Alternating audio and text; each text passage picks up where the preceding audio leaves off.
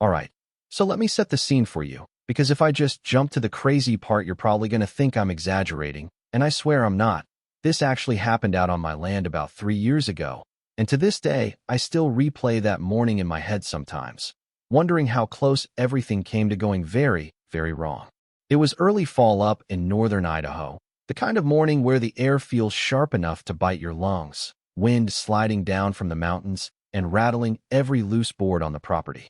I was halfway through putting up a fence line along the west edge of my land, toolbox open, post driver leaning against my truck, coffee getting cold on the tailgate. Just a quiet morning doing the kind of work you don't rush because nobody's watching. Or at least that's what I thought. I heard the engine before I saw the truck. One of those loud diesel pickups coming down the dirt road like it owned the place. Dust rolled up behind it in a big tin cloud, and I remember thinking it was probably someone lost, maybe a hunter trying to find a trailhead. But then the truck stopped right next to my fence posts, and the driver's door slammed so hard the sound echoed off the hills. Out steps this woman in a faded green vest and a badge clipped crooked to her chest, and the first words out of her mouth weren't hello, weren't good morning, nope.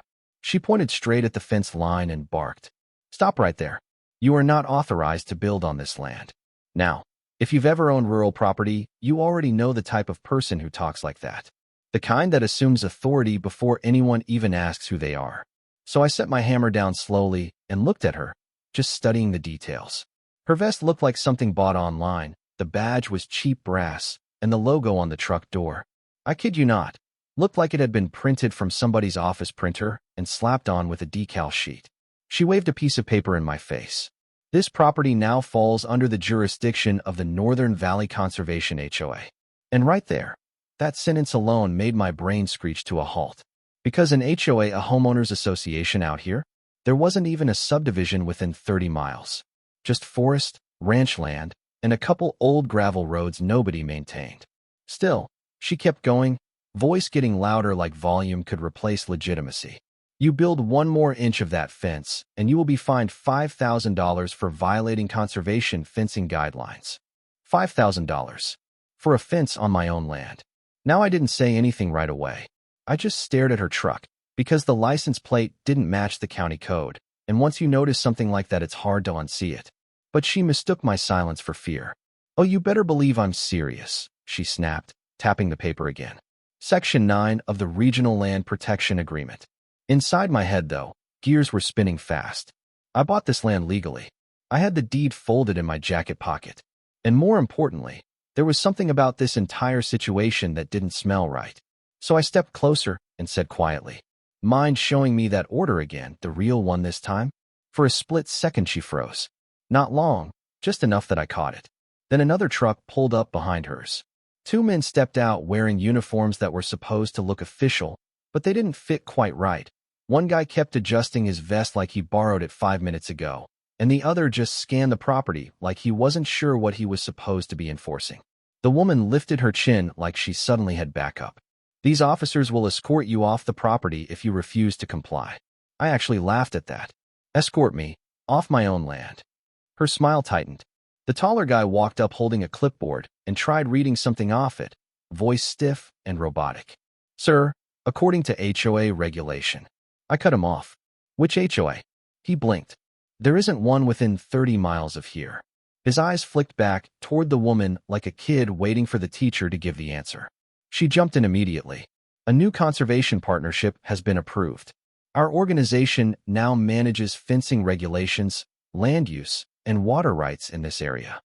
And that's when everything clicked in my head. Water rights. That was the real target.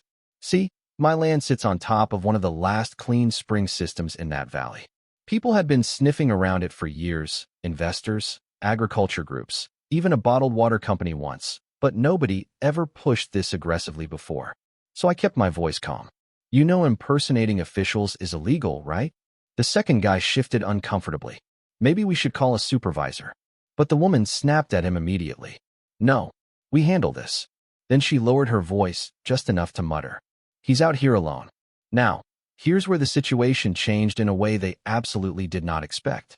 I reached into my pocket and pulled out my phone. They assumed I was about to film them, which honestly would have been entertaining by itself. But that wasn't what I was doing. I tapped one button. A feature most people don't even know exists. The tall guy noticed first. His phone buzzed. He stared at the screen and went pale. Ma'am, his signal just pinged a federal network. The woman frowned. What do you mean pinged? He swallowed hard. I mean it connected automatically. Her eyes slowly drifted back to me. And for the first time since she stepped out of that truck, she looked nervous. What exactly do you do, mister? I didn't answer, because at that exact moment, we all heard another engine coming from the ridge above us. Not a pickup, something heavier, something official. A black SUV rolled down the hill, sunlight flashing off the windshield, dust swirling behind it like a storm. And the woman whispered something under her breath I don't think she meant anyone else to hear. Oh no, not him. All right, before I keep going with the story, let me pause here for a second, because what happened next only makes sense if you understand the game these people were playing. And trust me, it's a game that happens a lot more than folks realize. According to standard procedure, a legitimate homeowners association can't just appear out of thin air. An HOA has to be written directly into the property deed or the subdivision's covenants when the land is originally divided and sold. That means every owner buys the property already agreeing to those rules. You don't just drive up one morning and announce a brand new HOA to someone who's been living on rural land for years. That's not how it works. From a legal perspective, what that woman was doing is actually a classic intimidation strategy. Scammers count on one thing above all else: confusion. They throw around official-sounding words like regulation, conservation authority, and compliance fine, hoping the property owner gets nervous enough to comply before asking questions. If the person believes they're dealing with government authority, most people back down immediately. But there's another layer here that's even more interesting. This is a psychological trap. When someone shows up with uniforms, paperwork, and a little bit of aggression, your brain automatically assumes legitimacy. It's called authority bias. People obey symbols of authority even when those symbols are fake. And that's exactly what those three were trying to do to me. What they didn't realize was they had just stepped onto land that already had real federal attention attached to it. And the SUV coming down that hill was about to make their day a whole lot worse. So that black SUV rolls down the ridge slow and steady, the kind of vehicle that doesn't rush because it knows it doesn't need to. Dust swirling behind it, engine rumbling low, and the moment it stops beside the fake Ranger's truck, the entire mood of the scene shifts. The driver door opens. A man steps out, mid-40s maybe, dark jacket, federal badge clipped properly to his belt, the kind of calm posture that says he's done this 100 times before. Not loud, not dramatic, just controlled. And the first thing he does isn't look at me. He looks straight at them. Step away from the property, he says. No yelling, no threats, just a voice sharp enough to slice the morning air. The woman tries to recover instantly, flashing that same confident smile she walked in with earlier. Officer, we're just enforcing regional conservation regulations. He cuts her off without even raising his voice. There is no registered conservation HOA within 50 miles of this location. Silence hits the field like someone turned the sound off. Then he adds another sentence that drains every ounce of confidence out of her face. And your vehicle registration is flagged in 3 counties. The taller fake officer actually takes a step back. The other guy just freezes completely. Now the agent finally glances at me, gives the smallest nod, the kind that says message received. We received your silent alert, he says. Good call. And suddenly the woman's eyes get huge. Silent alert, she whispers. He has access to that. The agent studies her for a moment before answering. Someone you should have never lied to. She panics a little then, pointing at the half-built fence like it's evidence in a courtroom. He's violating land use regulations. This entire valley falls under conservation authority. The agent walks a few slow steps toward her. Ma'am, he says calmly, this land falls under his authority. And then he drops the line that changes everything. He's a protected whistleblower under the Federal Shield program. Now, if you've never heard of that program, that's probably by design. Most people haven't. But the moment those words leave his mouth, the 2 fake officers look like they just realized they walked into the wrong movie entirely. The woman stumbles back a step. But we were told he lived alone out here. No oversight, nobody watching. Her voice trails off the second she realizes what she just admitted. The agent tilts his head slightly. Oh, who told you that? She clamps her mouth shut instantly, but the shortest guy breaks like a cheap chair under pressure. It wasn't us, he blurts. We were hired. We were told to take control of the land. The spring, before the real authorities noticed. The woman spins on him. Shut up. Too late. The agent steps between them and me, his voice dropping colder than the wind coming off the mountains. So let me summarize, he says slowly. You impersonated federal officers, presented falsified documents, and attempted to illegally seize federally protected property. The woman tries one last desperate move. She shoves the fake order toward my chest. Fine. Arrest him then. He threatened us. The agent doesn't even look at the paper. No, he says, already pulling out handcuffs. You threatened the wrong man. About that time, another vehicle appears on the ridge. Dark green pickup, government tags. 2 more agents stepping out before the truck even stops. Now the 3 imposters are surrounded. One of the new officers walks straight to their truck and rubs his thumb across the logo on the door. The decal peels off immediately. He holds it up between 2 fingers. You really thought this would fool anyone. The woman's face turns ghost white. We were told it was approved equipment, she mutters weakly. The lead agent crosses his arms. By who? Again, silence. But the shorter guy cracks a second time. A man named Carter Delaney, he says quickly. He said he worked with the Regional Water Committee. And the second I hear that name, a cold chill slides down my spine. Because I'd heard it before. Months earlier. In a sealed federal briefing file. Delaney wasn't a water committee member. He was a fugitive under investigation for land fraud operations across 3 states. The agent catches the look on my face immediately. You recognize the name? I nod slowly. Yeah. And suddenly the entire situation starts making sense. This wasn't just a scam for water rights. Delaney had been running a long game, buying, stealing, or intimidating people off land that sat on valuable natural resources. And apparently, my property was next on the list.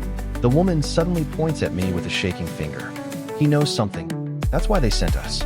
The agent steps closer to her. And you just admitted you were working for a federal fugitive. Right then the second agent turns to me quietly. Do you want us to escort them off your property? But before I can answer, the woman bolts.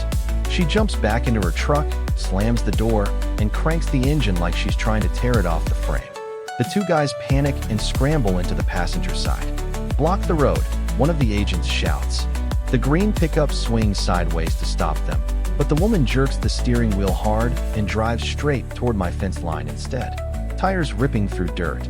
Engine screaming. At first I think she's trying to break through the trees and escape into the forest. Then I realize something else. She's aiming straight for the fence posts, trying to destroy them on the way out. The truck roars forward, closer, closer, and right as the front tire hits the first post, the ground gives way, just drops. The front of the truck sinks straight into a patch of soft earth like the land swallowed it whole. The hood disappears halfway into the dirt. Steam hisses out of the engine. The woman slams both hands against the steering wheel, screaming in frustration.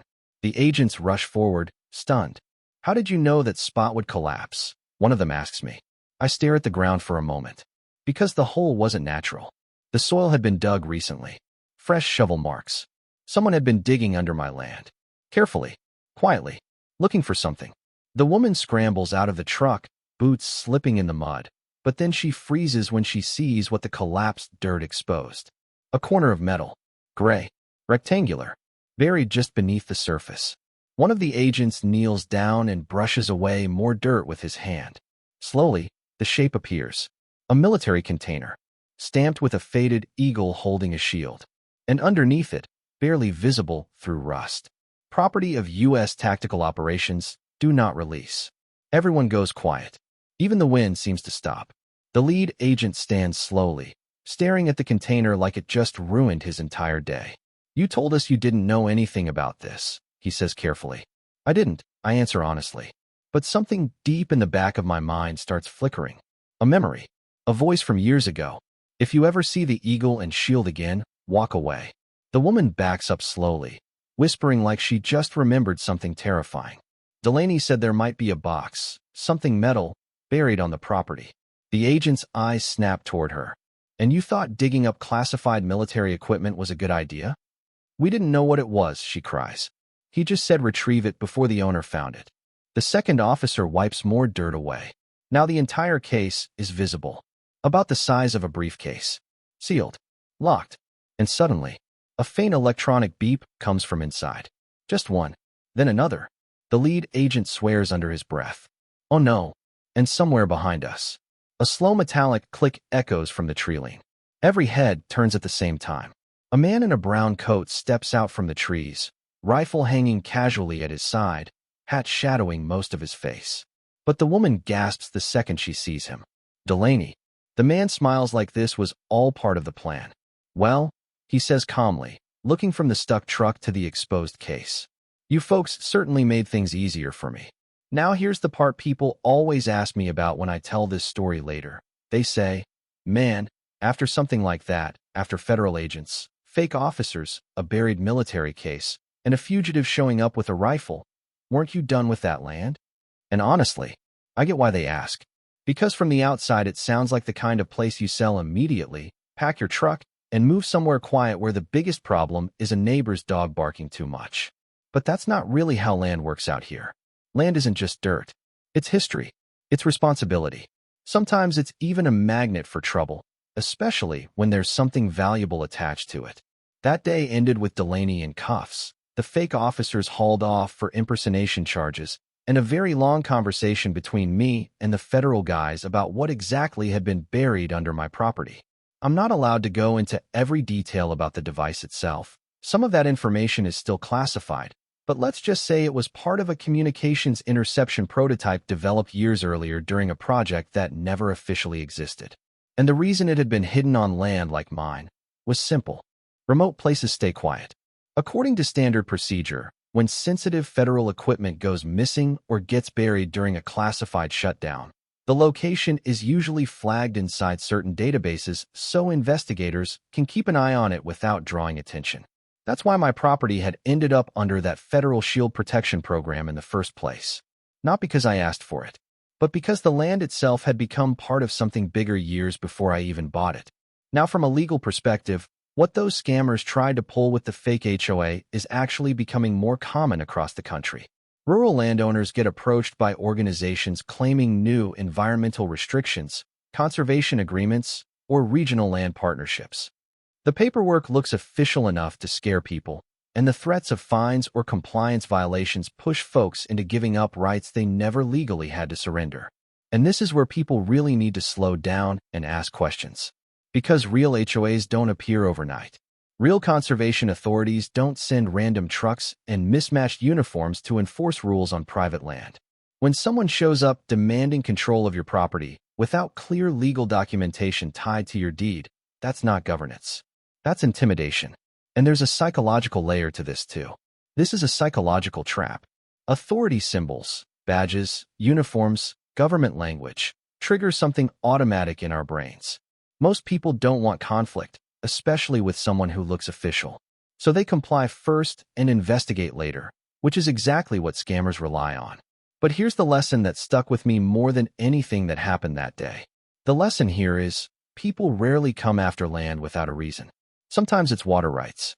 Sometimes it's mineral access. Sometimes it's something buried underneath that nobody talks about until the wrong person finds it. But there's almost always a reason. That morning started with a woman screaming about fence regulations. And if I had taken her words at face value, if I had just backed down and stopped asking questions, there's a good chance that case would have disappeared into someone else's truck before the government ever knew it was there. And the strange part is, even after all that, life on the land didn't really change much. The agents eventually left. The investigation wrapped up months later. And one quiet afternoon, I went right back to the same spot on the west fence line. Toolbox open, post driver leaning against the truck, finishing the job I started before those trucks ever showed up. Same wind rolling down from the mountains. Same open sky. Just a few more stories buried in the dirt now. So I'm curious what you think about this one. If someone drove onto your property claiming some brand new HOA had authority over your land, would you have believed them? Would you have pushed back the way I did? Or would you have assumed they were legitimate and backed down? Because stories like this sound extreme, but versions of that intimidation tactic happen every year in different forms. And sometimes all it takes to stop it is one person willing to ask a very simple question. Show me the real paperwork.